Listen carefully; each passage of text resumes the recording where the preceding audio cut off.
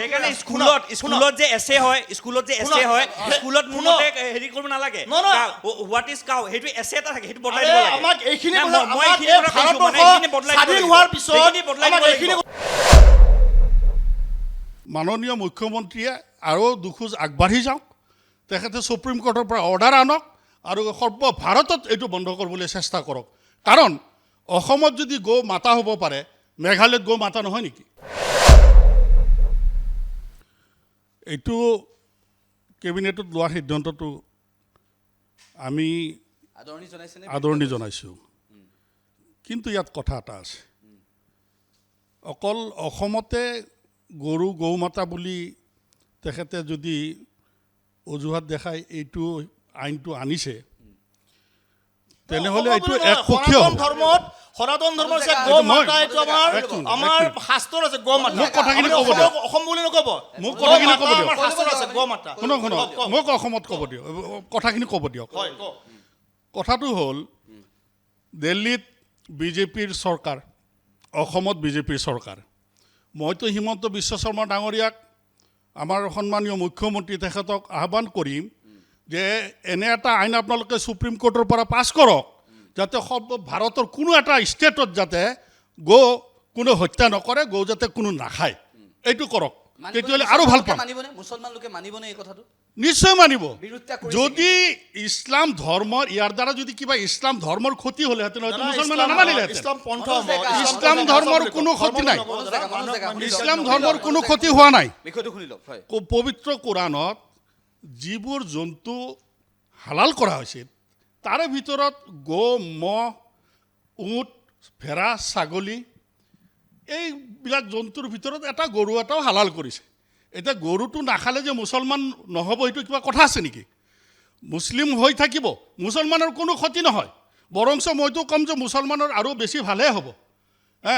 গৰু খোৱাটো বন্ধ কৰিব যিবিলাক আপোনালোকে জানে যিসকল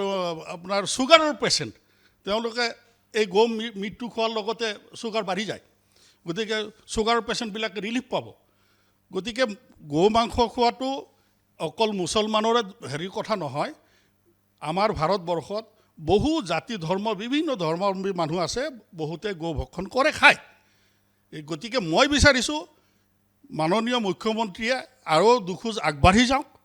তেখেতে সুপ্ৰিম কোৰ্টৰ পৰা অৰ্ডাৰ আনক আৰু সৰ্বভাৰতত এইটো বন্ধ কৰিবলৈ চেষ্টা কৰক কাৰণ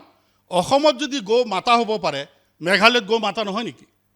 অৰুণাচলত গো মাতা হ'ব নোৱাৰে নেকি গতিকে যদি আইন আনিছে গোটেই ভাৰতবৰ্ষৰ কাৰণে আনক আৰু ভাল কথা সেইকাৰণে স্কুলত যে এছে হয় স্কুলত মোৰ মতে হেৰি কৰিব নালাগে হোৱাট ইজ কাউ সেইটো এছে এটা থাকে সেইটো বদলাই দিব লাগে আমাক এইখিনি মই এইখিনি কথা কৈছো মানে এইখিনি বদলাই স্বাধীন হোৱাৰ পিছত